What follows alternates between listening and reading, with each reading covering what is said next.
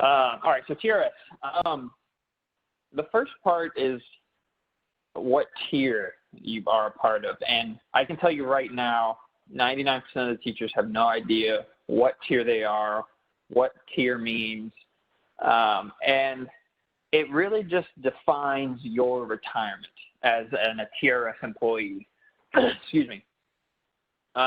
There's 6 tiers, 1, 2, 3, 4, 5, 6. It determines when you can retire, what restrictions and what qualifications you have to hit to retire, and it also determines your average, okay? And so we're going to break that down. So if you look at tier 1 and 2, for at the moment, ignore top 3, top 5. I'll explain that here in a second. You fall under tier 1, tier 2 if you started teaching before 9/1/2007, okay? Now, to retire, if you're tier 1 or tier 2, you have to be at least age 65 with 5 years of service or meet the rule of 80. What does rule of 80 mean? Rule of 80 is years of service credit plus your age. So I'm going to do something. I stole Mr. Valdez's Wacom last week to use it this past Monday. I'm going to use it again. So it's your years of service plus your age must equal 80, okay? So if I started working at 20 and I work for 30 years, I'm now 50. If I fall under tier 1, tier 2, my age 50, plus my 30 years gives me 80. All right, so does that make sense? So all you have to do to determine when, as a TRS employee, can I retire, take the age they started receiving TRS credit and subtract that from 80. So let's just say someone started TRS credit at 30. So I go 80 minus 30, that's 50. Now remember, it's age plus years of service. So essentially every year you work, you're another year older and you get another year of service. So you essentially get 2 years every year of service. So we take the 50 and we divide that by 2, and that's 25. So beginning at age 30, I need to work 25 years in order to receive my TRS at tier 1 and tier 2, because if I go 30 plus 25, that's 55, plus my 25 years of service, I'm now at 80. Okay? So again, take their age they started teaching, subtract it from 80, divide that by 2. That's how long they had to start teaching. That's how long they had to have to teach for from the day they started receiving credit. And it's not just teachers, it's district employees, anybody that receives TRS, okay? Because there are some people that only substitute, but they substitute enough throughout the year that they get credit. It doesn't happen always, but if you hit a certain number of hours, you receive a year of credit, okay? Now that's tier 1 and tier 2. Very basic. This is going to be, for the most part, it's going to be the majority of the people you're going to be visiting with that are going to be retiring soon or deciding to retire here in the next couple of weeks. Okay, so what does top 3, top 5 mean? Again, depending on your tier, depending on your tier will determine if you get your best 5-year average or your best 3-year average. And so it used to be only your best 3 years. Well, then they put in legislation to make it 5. Let's take a look at it. Why did they do that? All right, so if my best 5 years were 55K, 56K, 57K, 58K, and then 59K, my average here in these 5 years would be 57. Okay, so that's my best 5-year average. But if I was best 3 years, my average would be 58. So this is 5 and this is 3. And so they put in top 5 because they need more money within TRS. Right now there's an influx of retirees and not as much working TRS contributors. So they extended it so that way they had more money in TRS to make it last longer. Okay. Any questions about that? Okay, so someone said do age 22 instead. All right. Okay. So you do 80 minus 22. That is, what is that, 58? Divide that by 2 equals 29. So 22 plus 29 is 51 plus my 29 years of service equals 80. Okay.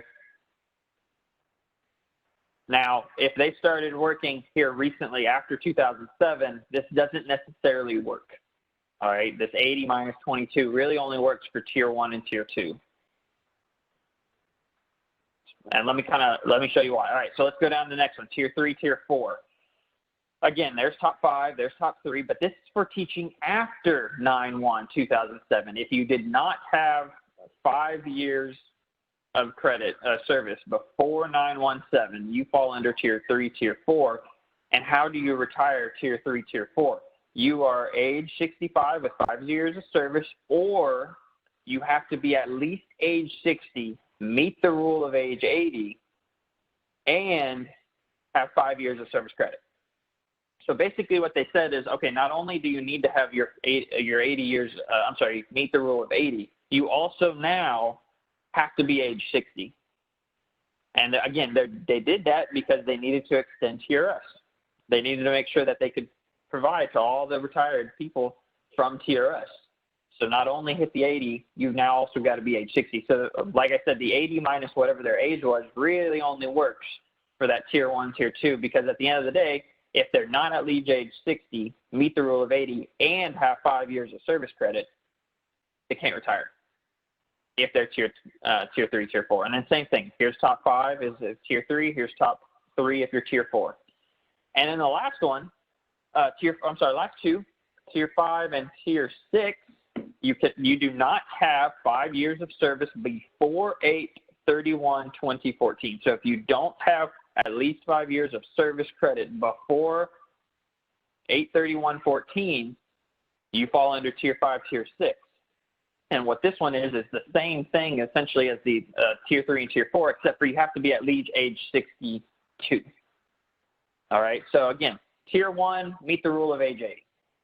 Tier 1, Tier 2, meet the rule of age 80. Tier 3, Tier 4, 85 years of service and be 60 years old. Tier 5, Tier 6, rule of 80, 5 years of service credit, age 62.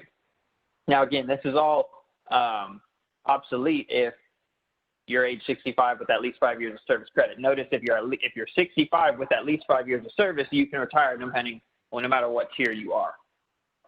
Okay, now, before you figure out, well, how the heck do I determine if someone is what tier they are, I can tell you right now, if they log into their TRS, if they go to trs.gov and they create an account and log in, the employee will be able to see what tier they are. It will tell them. So that way they don't have to figure out. You could also open a TRS handbook and you go down to what tier am I, and they have a little chart that you follow that will tell you what tier you are.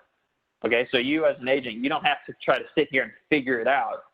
Help them log on to trs.gov, and it will flat out tell them. But these are what the rules are. So if all those people that are like, oh yeah, I get to retire at this age, you can truly see if that's the case depending on when they started working. All right, on what tier they are. Any questions before I move on?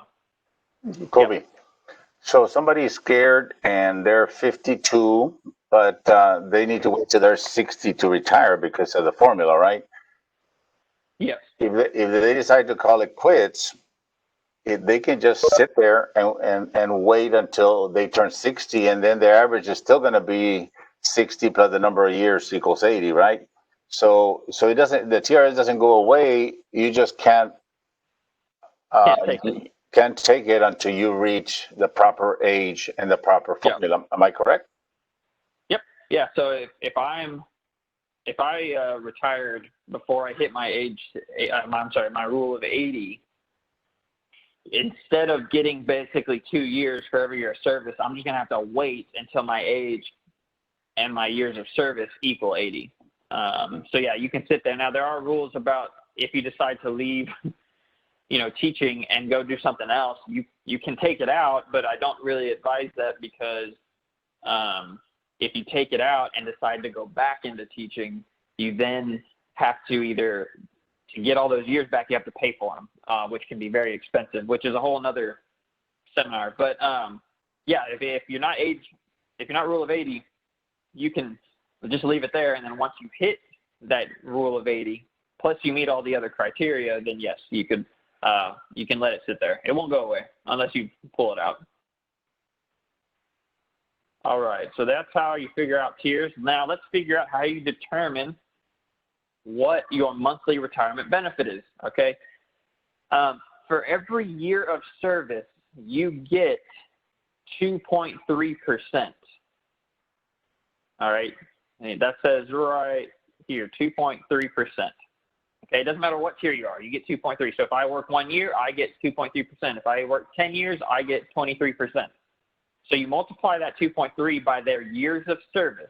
All right, so a year of service are for each school year you work at least 90 days. So again, if I'm substituting, but I substitute for 90 days, I can get a year of service. And that will equal your final average monthly salary. Notice right here, again, 1, 4, and 6 are 3, 2, 3, and 5 are 5. Oh, I don't know why I underlined that. That's all right, 5. Okay, so what I can do, let's just say I work 30 years times 2.3, that is 69%.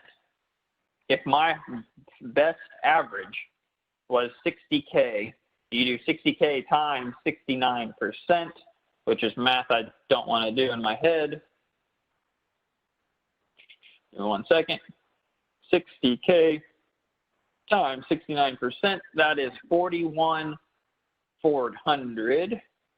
So 41,400. This is my new salary in retirement. Okay, so I was making 60, now I'm making 41. So you can see they're already taking a huge pay cut, $19,000 pay cut when they retire with 30 years of service. All right, you divide 4140 by 12, that will get you your monthly benefit. Now you have to remember this number is before taxes. So not only is it 4140, but you got to take taxes out after.